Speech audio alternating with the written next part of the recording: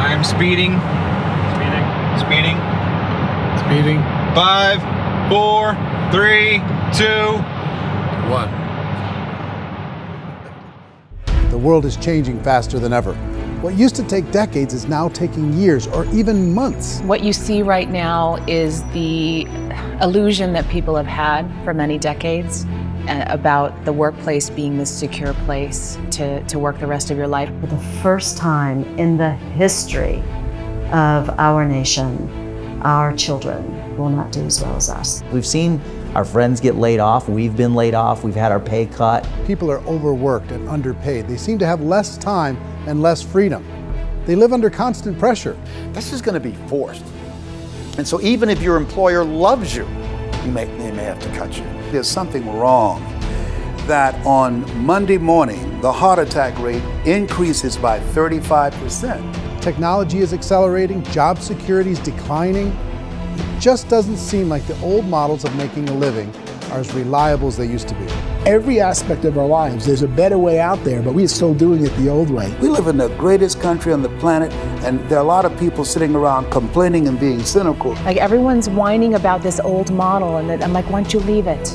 Look at all this over here. Look at all this opportunity. Since so much of our lives revolve around our work and the way we make our living, many people are thinking there just has to be a better way. The biggest challenge facing our world today is not making money, is what are we going to do with all the displaced, unemployed people? People are afraid that they're going to make the wrong decision. People are afraid of the unknown. People are afraid that maybe I don't have the skills. Hey, sports fans. Industrial age is over. It's dead. It's dying. That's why going to school to get a job is an obsolete idea. A steady paycheck is an industrial age idea.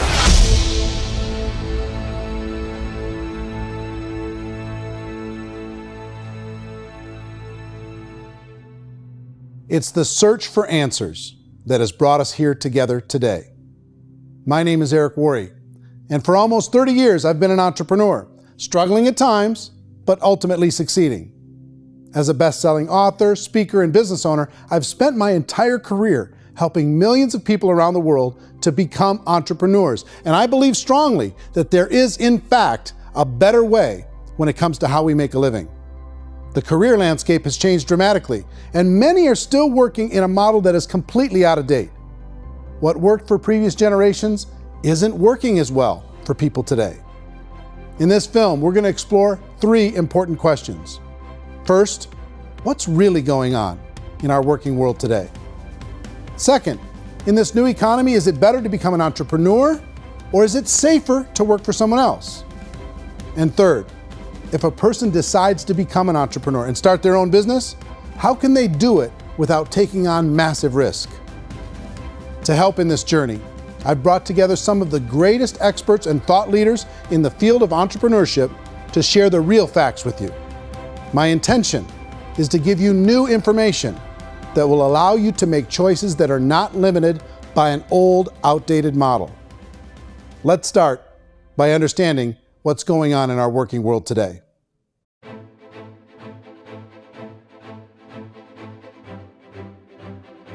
Let's look at unemployment. 30–40% of the people are honestly not working, but would be working.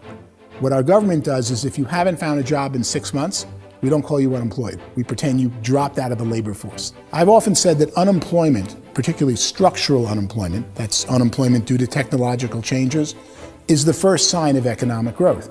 Think of it, 10 people live on an island. They go out every day and fish. One day, new technology shows up. A missionary brings them a net. Now, using the net, one pilots the boat, one throws the net. 2 fishermen can do all the work 10 used to. That's a 500% increase in productivity, 2 doing the work of 10, in one day. You don't have to learn a lot to learn how to throw a net instead of throw a fishing line. The island's got a big problem, 80% unemployment. But the island still has all the wealth of the fish because the 2 people produce as much fish as 10 did. Now, of course, looking back in history, these changes used to take thousands of years. And during that time, we went into farming and transportation. Some of us became doctors and some teachers and lawyers, and we developed all these new professions and new manufacturing jobs.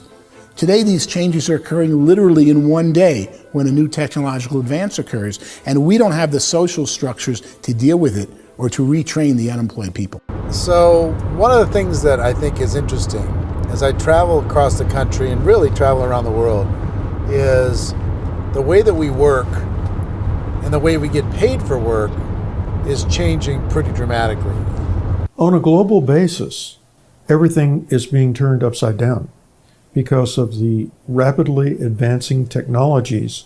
They are eliminating many jobs, and we have been left with many people not prepared for the jobs that exist. A lot of demand in public companies was to squeeze out all the fat and to get just as much margin as we possibly could, and fat equals humans. So this idea of job security and information age is so obsolete, but it's still taught inside our school system. And that's where the problem starts. There's no financial education in school system, and people are still trained to be employees to work for that paycheck. This is a chart on the middle class.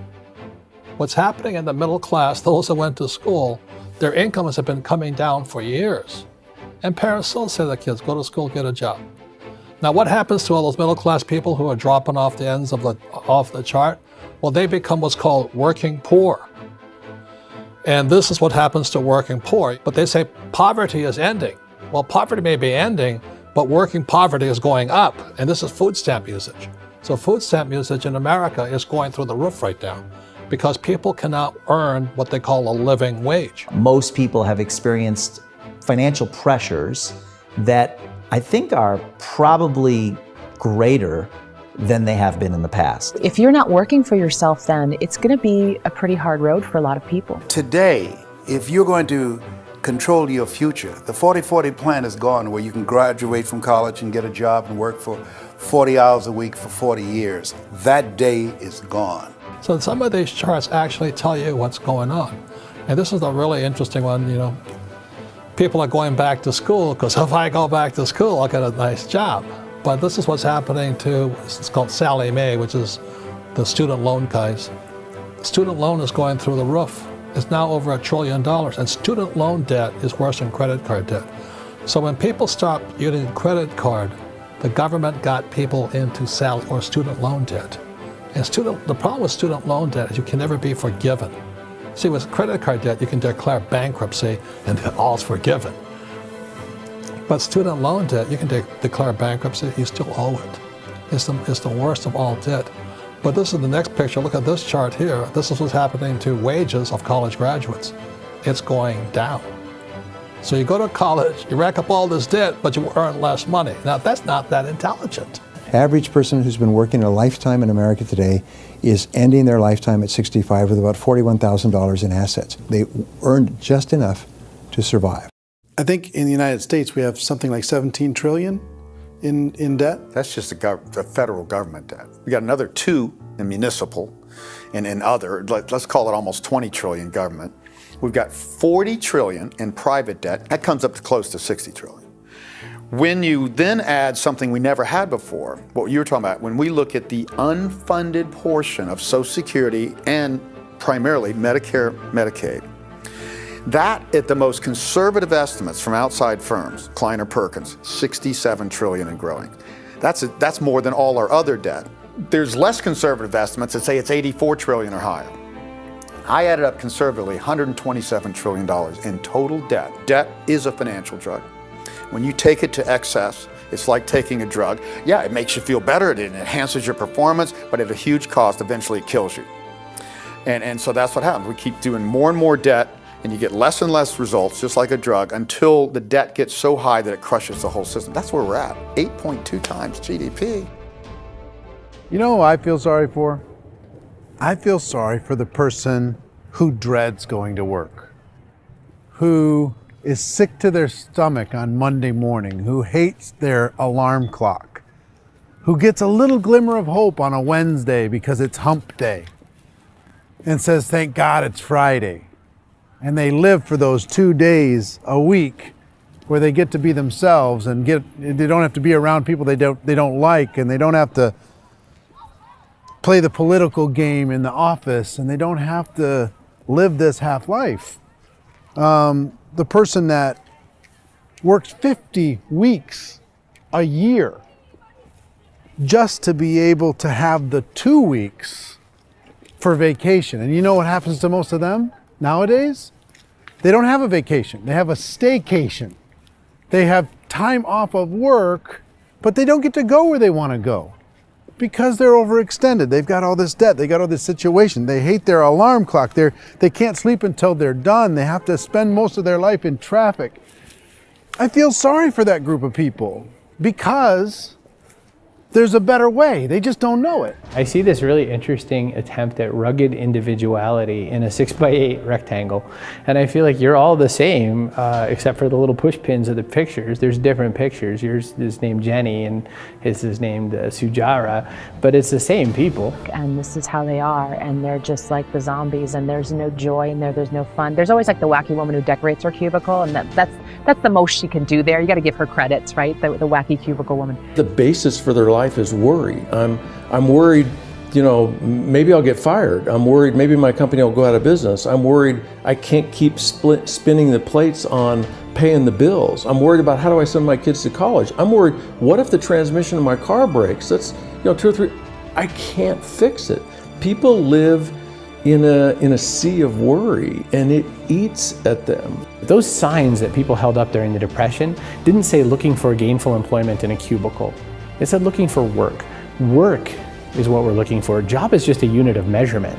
Work is what we're going after. It's time to look in the mirror and say, it's not the economy, it's my economy. It's my little world of where I am. I need to improve. I'm not going to wait for the economy to come back because frankly, the economy is doing great in this country.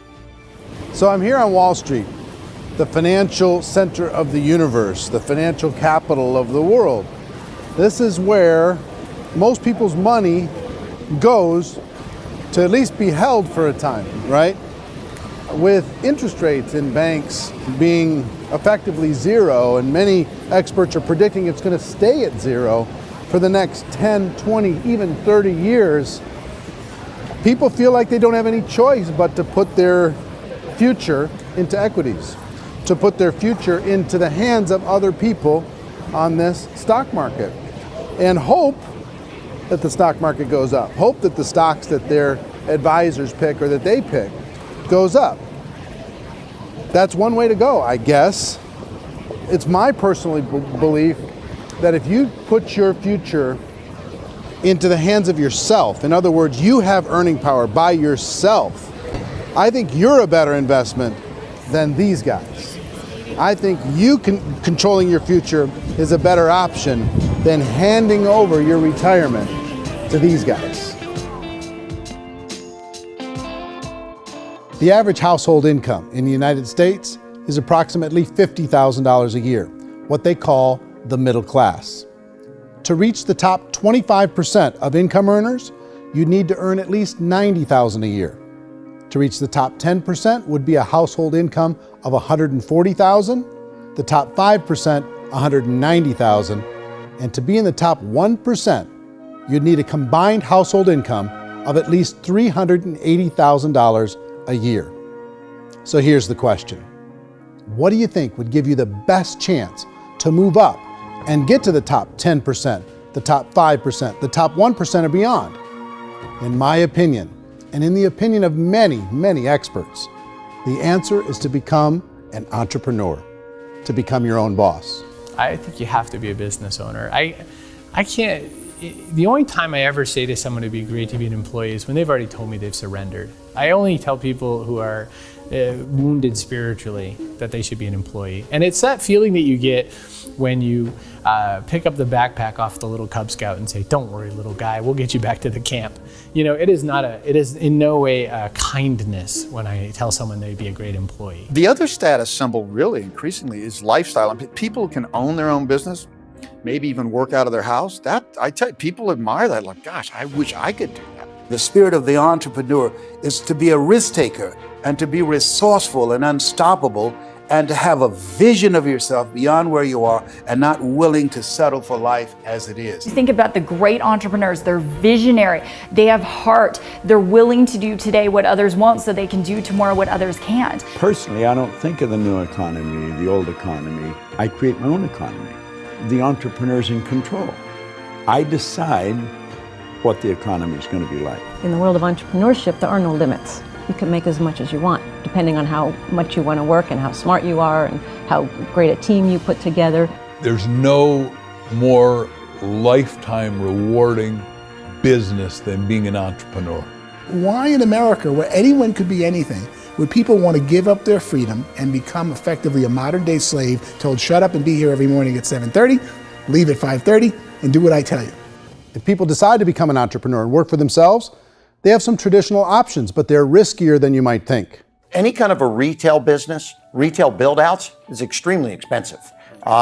Even just these small little yogurt stores where they're putting little yogurt machines and you get all the different flavors, you're spending $200,000, $300,000, $400,000 to open a yogurt shop. I would love to buy a Dunkin' Donuts, but it's $500,000 or so to start. I don't quite have that just in case money. Risking lose it all, and most guys do 2 or 3 times, and even big guys like Branson, because I'm such a fan of his, half his companies don't work. If you make $1 million, your problems are gonna go. If you make $1 billion, your problems are really gonna go. Just the opposite. You and I know when you're making $1 million, you got $1 million responsibilities. You make $1 billion, you got 1,000 times $1 million responsibilities. And most people say, I'd love to be my own boss. 70% of Americans would love to be their own boss, according to recent polls. But they don't know how to get there. Because what are you going to do? One, you could buy an existing business. If somebody's selling an existing business, you have to ask why. Usually because it's probably hard. It's probably not making as much money as they hope. 2, they could buy a franchise. A little less risk, proven system, but it's expensive to be able to do that. 3, they could start something from scratch. And that's where a lot of people feel like, I don't have the chops to do it. I don't have the money. I don't have the product idea. I don't have the expertise. I don't have whatever it's going to take to be able to get there, and I can't risk my family to do it. So, 4th, they could become an investor. A lot of people in this town invest to try and figure out a way, but you got to be pretty smart with that game too, right? Venture capitalists, who are the very best and most sophisticated in investing in new breakthrough businesses, make it on 1 out of 11. That means 10 out of 11 are mediocre or fail. Most of them fail. That's the risk there. An angel investor is lucky to get 1 out of 15 or 20. A business is a team sport. Like, I have to have accountants, I have to have engineers, I have to have system designers, I have to have sales, marketing, I have to have accounting, I have to have mission statements, I have to have legal and all that. The average Joe Schmo, even me, I go out there, I don't have the skills to put a business together. I think the bottom line for the 4 traditional options is they take money, sometimes a lot of it. They take expertise, and they take time. All of that adds up to just too much risk for most people. I bought a business from somebody else and it was a lot of work. And you start wondering, what did I just buy? Because I guess ultimately I own your email list and I just overpaid for it. People that start their own business, they spend a lot of money, they spend a lot of time, a lot of effort to get things started. And the more you invest on the upfront, the harder you typically work at it. Well, I can tell you what the success rate is of a restaurant. What is it? They're crazy enough. About 90% of them fail. About 90%, in how quickly?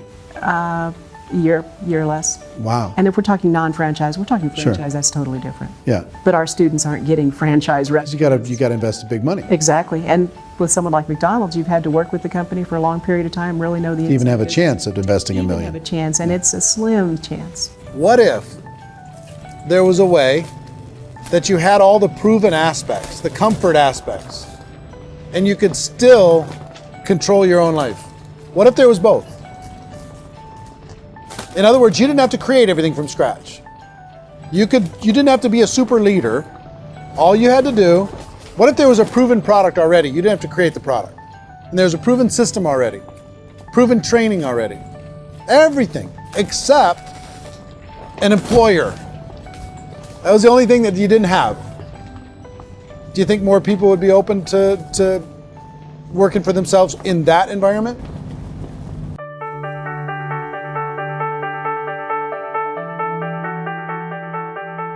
In our search for a better way to make a living, we've come to the conclusion that becoming an entrepreneur is actually safer than being an employee.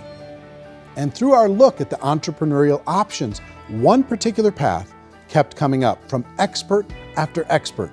And I think most people will find it surprising because it's certainly a non-traditional business model. That model is for people to start their own business and become an entrepreneur through the creation of a network marketing business.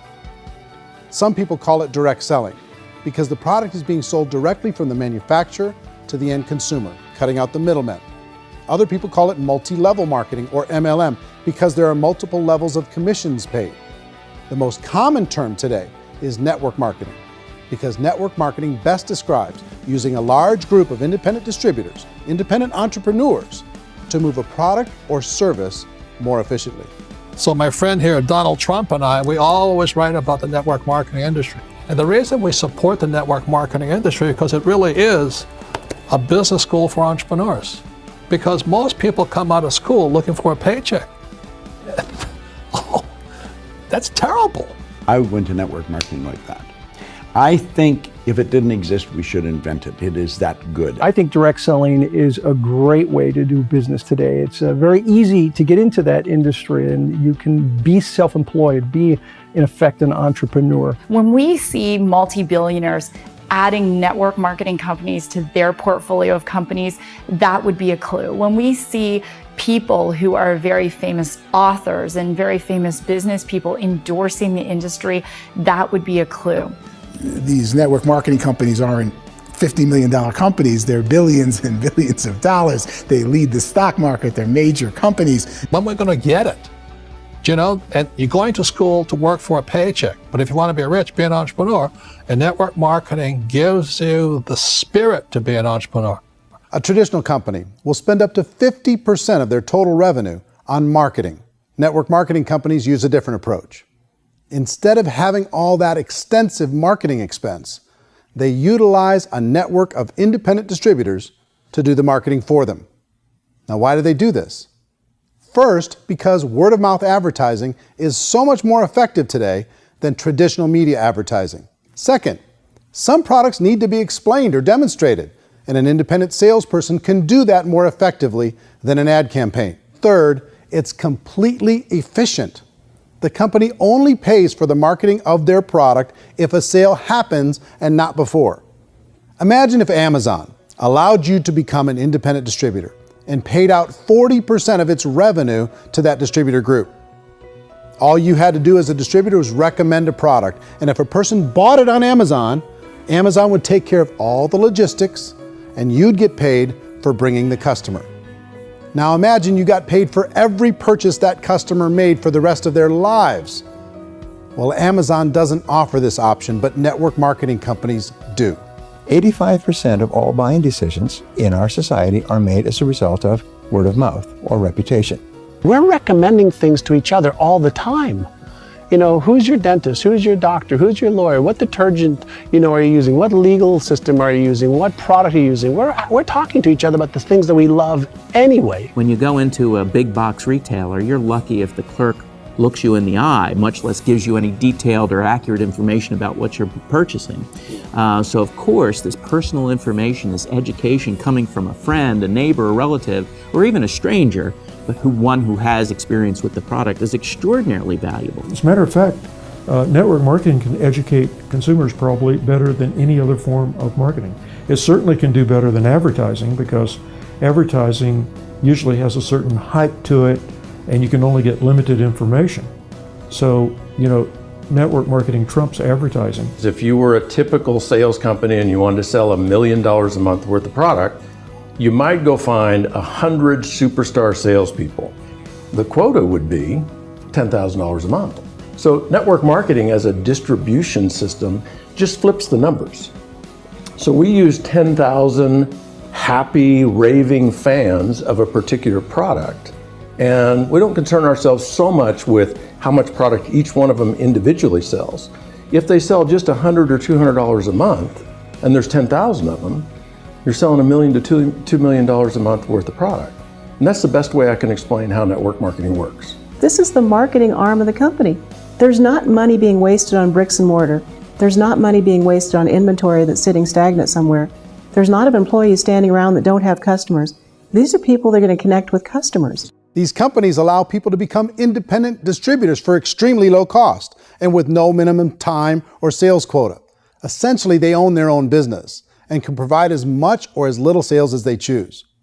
In other words, the distributor gets all the benefits of traditional business ownership without the risk. The advantage of network marketing is the ease of entry, the low risk, and the low startup cost, because almost everything else has very high risk. You can get in for a minimal investment. You're buying into a system that's already been proven, products or services that have been proven to work. The keys to network marketing is providing an opportunity for the masses to get involved, providing an opportunity for the average person who doesn't have the resources to start their own business.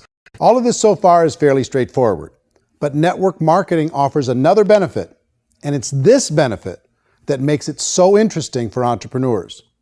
Network marketing allows a distributor to build their own network of other distributors and then compensates them on the sales created by that entire group. Direct selling is, at its base, very simple. It's the sale of a product or service to an individual on a face-to-face, one-on-one basis, just the way we're talking right now. But there's an important element as well, and that's the offering in conjunction with that sale of product, the offering of an opportunity for someone to make something of themselves. No matter what your social status is, no matter what language that you speak, I mean, look how many unbelievable people are becoming successful to speak every kind of language out there. What an awesome gift to give the world. Instead of having to work your way up in a system and prove that you could be a sales manager, they just decided everybody can be a sales manager. Everybody gets to build a sales team from day one. And so what that brought into the system of growth as a direct selling company is the concept of compounding or geometric progression. Because now you can actually grow sales force very quickly because everybody is enrolling people in their own sales force. People who are like, oh, this is weird, I'm building a sales team, and what do you think you do at a regular company? How do you think a regular company works? Network marketing is the only industry that doesn't say your past determines your future. It looks at your past and says, okay, now what can we train you to do so you can have a great future? Every other employer out there wants to exploit you for what you already know, not teach you something new. Network marketing has the potential to save the United States and the world, because it's going to teach people not to be employees, but to be entrepreneurs.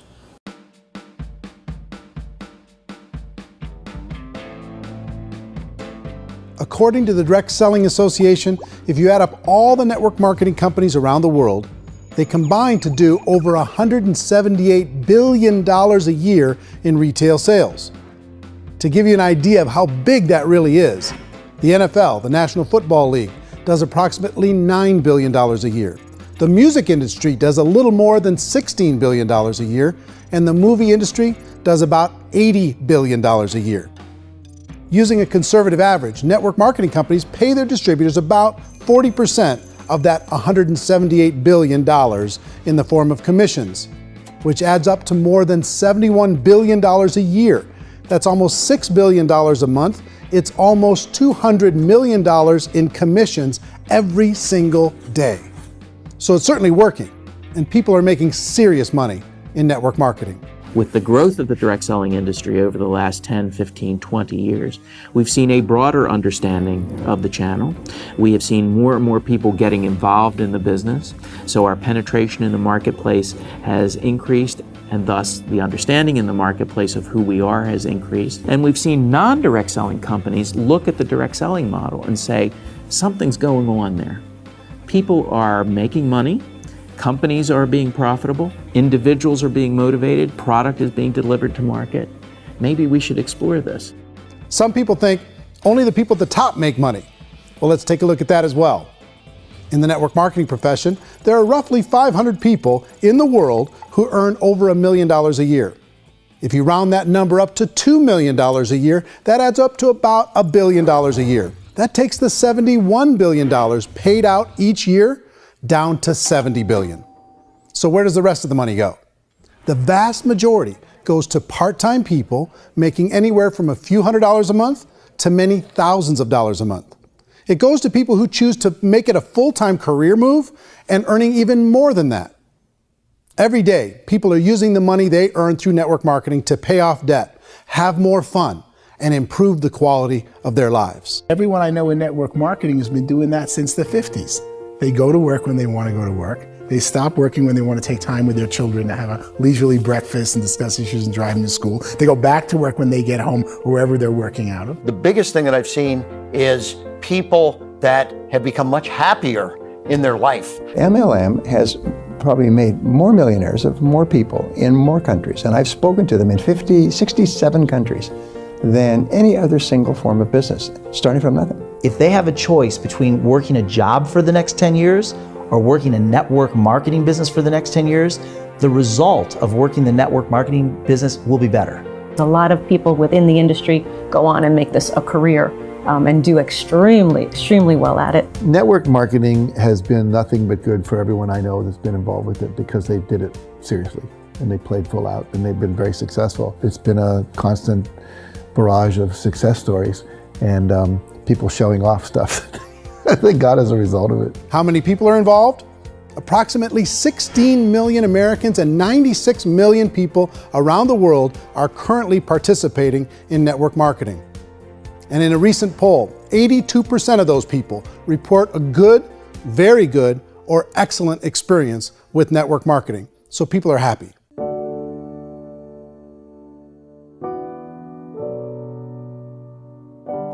So I've taken a look at the network marketing profession and really tried to understand why so many people are confused as to the validity of this as a business. One is this pyramid shape. People get really messed up with this pyramid. Oh, it's one of those pyramid things. So I just think there are a lot of haters out there who really don't understand the industry and say, oh, it's a get-rich-quick scheme. It's a pyramid. Well, corporate America is a pyramid scheme. You know what I mean? It goes like this.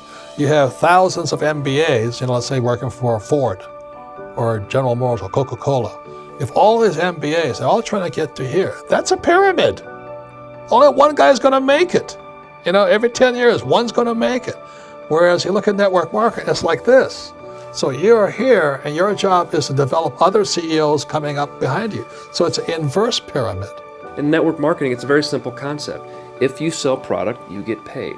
It is paid based on production. There is no first mover's advantage. There is no investment component where the more somebody spends, the more they're entitled to make.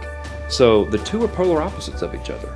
Doesn't matter what shape the company is or the compensation plan is shaped, whether it's a circle or a pyramid or a triangle or a trapezoid, it doesn't matter. If compensation is coming primarily from recruitment, then you've got a problem. On the other hand, if an operation is basing their compensation to participants on the basis of sales, even when those sales are generated by people you've recruited, well, then you're a perfectly legitimate enterprise. That's the legal test, it's the practical test. Another issue that's been true in the past that is no longer true now is people used to be in network marketing loaded up with products that they couldn't sell and they ended up a loser. They ended up with a bunch of product in their garage, they ended up with a bunch of products sitting in their kitchen shelves or whatever, and they thought they could sell it and then they weren't willing to or able to sell it and they ended up with a bunch of stuff and they were bitter about it. There was this thing called front loading where you had to buy if you bought $25,000 worth of product, you got better commissions and all this. Today, it's almost all done by computer. It's direct mail, comes from a warehouse somewhere else. You don't have to have all this inventory. You don't have to stock up. It's a paperless world now. Most of it's done online. You have a back office. It really works. And I mean, the technology has changed everything. Third issue is people start talking about 99% of people in network marketing don't make any money. Well, we've talked about that over the course of this journey together.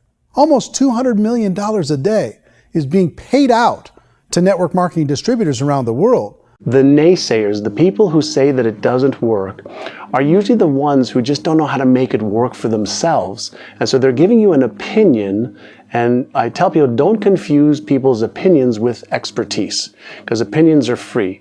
And don't confuse sincerity with the truth, because people can be sincerely wrong. But here's the reality inside of network marketing. The vast majority of people that get involved in network marketing just become customers and they get involved to be able to purchase product at a lower price. If you take Costco as an example, if a person goes into Costco and gets a membership to Costco so they can get a lower price on the product, we don't call that person a loser because they have a bunch of product that they walked out with with a smile on their face. Yet when some people want to take a look at network marketing, they say, well, those people, they're just using the product and they aren't earning an income, so they must be a loser. They're not a loser, they're a happy customer. That's the vast majority of people that are involved in network marketing. Now, a smaller percentage of those people decide to go build a business. They earn $300 a month, $500 a month, $1,000, $2,000. That's the bulk of earnings in network marketing. And then there's the few that really decide to take it serious, really decide to build a large network, really work to make that network very, very productive. And those people make huge amounts of money and there's no cap. What I do as an outside economist, just somebody looking at this industry like any other industry I speak and say, look, what's the realities of this? 1% do incredibly well. 10% generate some additional income at pretty low risk and effort, that's not, and 90% of people roughly end up customers. One thing that I think is real when it comes to people's perceptions about network marketing is people put this, and distributors, I think, involved in network marketing have some responsibility for this.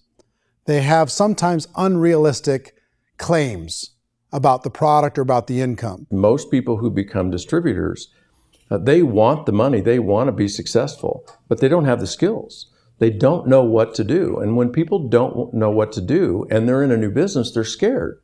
And when they're scared, they panic and desperation kind of sets in. So they think everyone they talk to has to get in.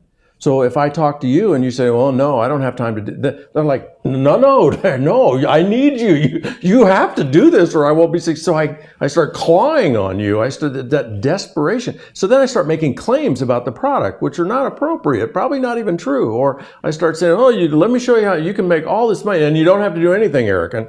And so you just totally misrepresent the opportunity, and you're clingy with people because you think you need everybody to be successful, and you don't. You know, one of the messages that I try to deliver most forcefully to companies as well as salespeople in direct selling is that you don't have to overpromise.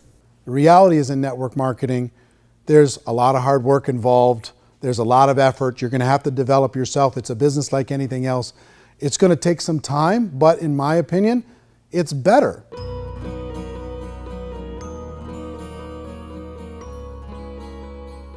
It's light years better for people starting today than it was even 5 years ago. I think it's more widely accepted now, and people understand it is a business. It is being an entrepreneur. It is being a business owner. Our belief system is based upon our evaluation of something, and frequently if we reevaluate a situation, our belief about that situation will change. The industry has changed and it's grown up. It's totally transformed. You've got young people today that have grown up with social media, and they understand networks. They understand how people are connected through technology, and they understand how money flows through those networks.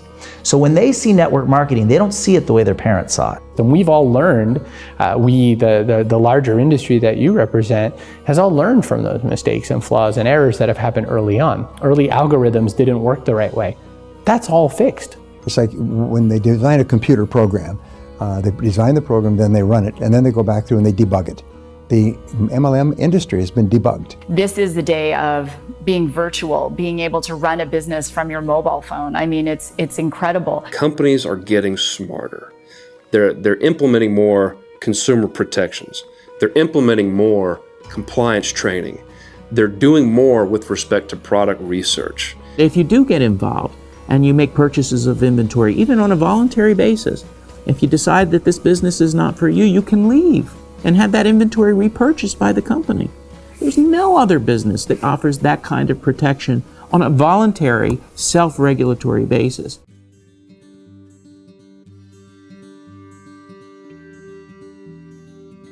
If you decide to look further into a network marketing business in order to generate more cash flow for your family, I would recommend reviewing the following 4 elements. First is the product or service. And on the product or service, I would ask 5 important questions. 1, do you like it? Is it something you would feel comfortable sharing with others? 2, is there a recognized need in the marketplace? It's hard to create a need if one isn't naturally there. 3rd, does the product meet that need? Does it solve a legitimate problem for consumers? And 4th, Is it priced to sell? Can it compete in the marketplace? And fifth, is it priced for profit? Is there enough margin for the company and the distributor to be able to generate income for the long term? If you can answer the questions on the product to your satisfaction, the next element to consider is the company itself. Is it well run? Do you believe in the founders or the management team? Do you feel they have what it takes to go all the way? See, it doesn't matter how good the product is if the management can't take care of the company. Good management can change with the times. They can handle adversity. They can make good decisions. Make sure you choose a company that can serve you for a long time. The third element to consider is the compensation plan. And with that, there are 3 important things to look at. First, a brand new person needs to be able to generate some money fairly quickly. It may be an obvious reason, but you can probably imagine the ripple effect of a distributor getting involved and having even a small victory fast. That can only help with the overall success of the organization. Second, a person should be able to develop a moderate part-time income in a reasonable period of time. As they develop their network and as their sales grow, they should be able to enjoy more benefits. And third, for the people who are really serious, for those who decide to really go pro in the network marketing profession, there should be the possibility to make a serious full-time income if they work hard and are committed to developing their skills.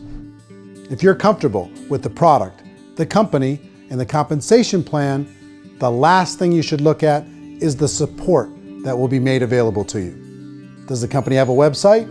Does it have a solid online reporting tool? Do they have comprehensive training available? Do they host events to help you build your business? If you decide to do this, what kind of a support system can you plug into? Choosing a network marketing company is a personal decision. But evaluating the 4 elements of product, company, compensation plan, and support is a great place to start. Is the company promising that you're going to get rich quick or that you can make a lot of money without a lot of effort? That's a red flag. Is there a product that you really believe in that you think can be sold? Or are you being told by salespeople or the person who's trying to recruit you or by the company itself that don't worry about the product, all you have to do is recruit other people into the business? Red flag, warning sign. If you're hearing that, take a second or even a third look. Get to know the customers, the products, the business, have some success, and see where the opportunities might take you to move up in the organization. You want to find out, how concerned are they about my education, my training, and my development? Is there a space for me to grow? Most important question. Learn everything that you can about the product. Make sure it's something that you believe in, and learn everything you can about the industry and work that system. You have to be very passionate about whatever that company is doing. I would get involved. You can always test drive anything, the product, the service, the community, and then lean into it a bit. If it feels good, then lean into it a lot. Behind me is the Lincoln Memorial. And this is a place where Martin Luther King Jr. had his famous "I Have a Dream" speech. And at that speech, he talked about his dream for equality for everyone around the world, and that's a noble dream.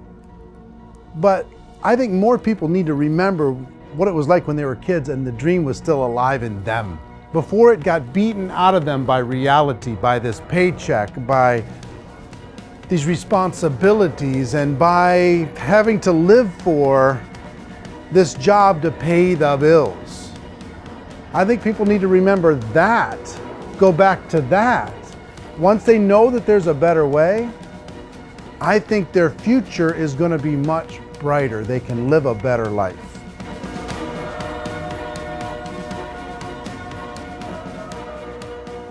So if you're considering getting involved in a network marketing company, let me offer you just a few pieces of advice. First, network marketing isn't perfect. It's emotional, it's challenging. Like any entrepreneurial venture, it can have its up days and its down days. But if you have an entrepreneurial bone in your body, it's just better. Second, if you're gonna do it, decide to be professional. Decide to go pro. It's better to do that than just be this amateur sticking your toe in the water. Third, as any professional, you're gonna have to learn some new skills. And I promise you, inside of the network marketing profession, they're not too difficult to learn. Fourth, like anything worthwhile, it's gonna take some time.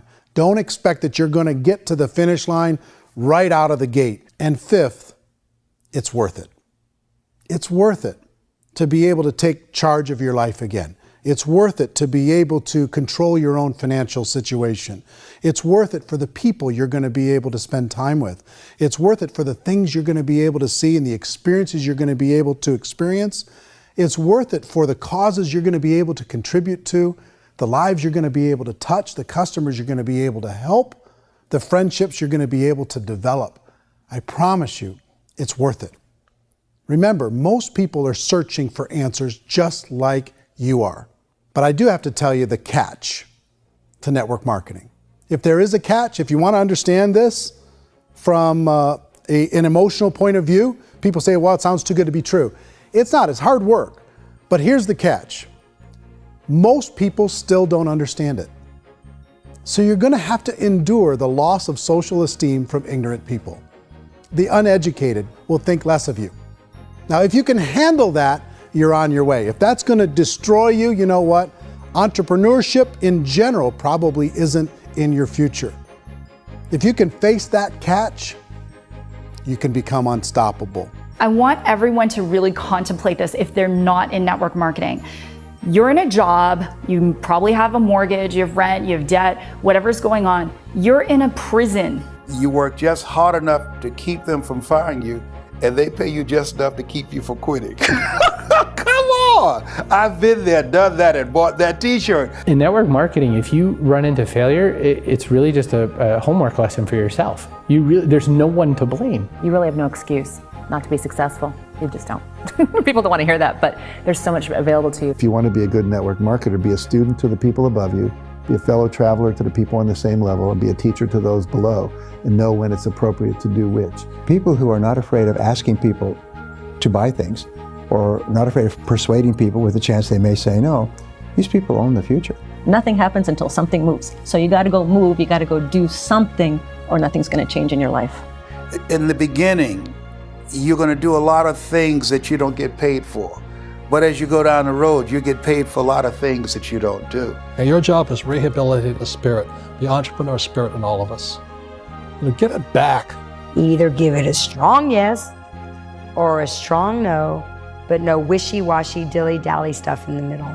There's dreams and there are nightmares, but I believe that the biggest nightmare of all is when you don't pursue your dream. You're going to see some monumental growth in this profession. It's an exciting, exciting time to be involved with the network marketing profession. The next 10 years, I see just exponential growth. When that tipping point comes, it's not a matter of asking somebody, have you ever heard about network marketing? You're really asking them, which company are you building your wealth in? We are here to fix the world, to improve relationships with other people, to improve other lives. And the real reward comes as an entrepreneur in any level from teaching somebody something and watching them soar. There is no greater reward.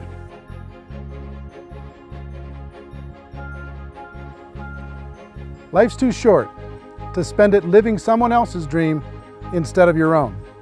It's too short to spend it living at a fraction of your potential. Can being an entrepreneur be a challenge at times? Sure. But here's what you get in exchange. It can be yours. Something that you built, something that you created, something that you made happen. This balloon represents your dream. It represents entrepreneurship. My wish for all of you is that you would reach out and grab it. The choice is up to you.